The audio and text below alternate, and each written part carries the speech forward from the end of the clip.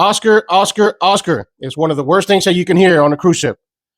It means a sign of distress. And unfortunately, one cruise ship had two tragedies, one dealing with Oscar, Oscar, Oscar, and they had another tragedy on an excursion right off the coast of Australia. And a 114-year-old ship is making news again, and it's pretty pricey news. Let's dive into it. Pack your bags, let's go to a place where the sunshine glows. Feel the breeze, we're free. Oscar, Oscar, Oscar is one of the worst things you can hear overhead on a cruise ship. It means a sign of distress. It means that someone has gone overboard, and that's exactly what happened over the weekend. Not in one tragic news, but two tragic news from the same Carnival ship, and it's pretty bad. The Carnival Splendor experienced a Oscar Oscar alert over the weekend when a 70-year-old man that was traveling with his family quickly was found that he was missing, and they alerted the Carnival crew, which was around 2 in the morning. And unfortunately, when the crew was looking over CCTV footage, they saw what happened. And Carnival was quoted as saying the male guest was traveling with family who alerted the ship's crew of a possible missing person. And a review of the CCTV footage confirmed the guest's action. Apparently, the guest climbed over the safety railing and into the water. The Carnival Splendor stopped, turned around, and started zigzag motions or movement to find the cruiser, hopefully, and in an attempt to find the cruiser. But unfortunately, that did not yield any results while they waited for a bigger search and rescue operation, which included helicopters and 6 ships. They also continued looking for the gentleman, and unfortunately weren't able to find him, and is presumed being taken by the sea. Carnival has put out a statement which reads that Carnival's care team is supporting the guest family, and our thoughts and prayers are with them and their loved one, and so is ours.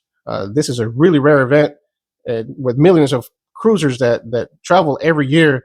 It's really rare that you hear anything like this happening. Unfortunately, it did happen last year as well when a crew member of a Norwegian ship was not found when he jumped also into the water. But it is really rare. Unfortunately, Carnival Splendor had a really bad weekend with a little bit tragic news earlier in the previous day when a lady that was off of Morton's Island, right off Australia, on a excursion in a snorkeling excursion, tragically was found unresponsive in the water. Crews tried to administer life-saving procedures on her, and unfortunately, they were not successful. An investigation is underway to see what happened, but we don't know much other than that. The Carnival is also being credited with saying that the Carnival Cruise Line is deeply saddened by the death of a guest on Morton Island on Friday. Our care team is supporting the guest family during this difficult time. Pretty tragic. It does happen. It happened in the Bahamas or in the Caribbean last year with the officer also dying on a snorkeling excursion as well. So it does happen. So please heed caution when people tell you how to do it, when to do it, and what to do. Sometimes your body thinks that, or your mind thinks that your body can do more than it really should. I know for me personally, I tend to get cramps when I swim a lot. Even though with this size, I kind of float a lot, but yeah, it does happen. You know, you can get cramps pretty easily, even in the pool, right? Even in the pool, people can get cramps. In more lighter news, the Titanic has risen again after 114 years after it's been sunk, and it made it to international use once more. That's right, the 114-year-old Titanic, which just completed its anniversary on April 15th, was on the news this weekend over in England in an auction that featured a life jacket from a 22-year-old woman at the time named Laura Francatelli. That's right, Francatelli. And she was a first-class passenger, a bougie passenger on the Titanic, along with her boss, a fashion designer, and her husband. They boarded the first ship that was lowered, the first lifeboat that was lowered into the sea. And she survived, obviously. And they got some pretty good money for this one. $906,000 to be exact. It was only expected to reach $475,000, but it got $906,000.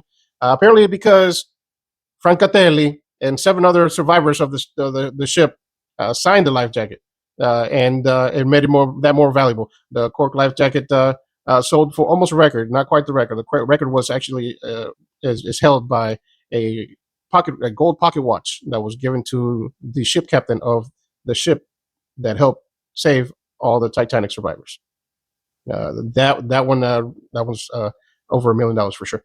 Yeah, this lifeboat was pretty particular though because it fit 40 people. It was designed to fit 40 people, but only 12 were actually made it on board, which is uh, this is why the Titanic, I guess, is still so popular in the cruising industry or in the history of it all, because so many things went wrong that they shouldn't have. Because the Titanic was unsinkable, remember? But amongst that, another seat cushion from the lifeboats that were on the Titanic. They got some pretty good money off of there too. One of the seat cushions reached $527,000 for one of the seat cushions on the lifeboat. It's pretty interesting history to this one particular ship that was unsinkable. Well, that's it for today's cruise news show. If you considered any information that we gave you today of any value, please consider subscribing and liking our videos. It would help us more than you know. Supporting us, it will help us bring you more cruise news, more cruise tips, and more cruise savings. We'll see you on the big deck.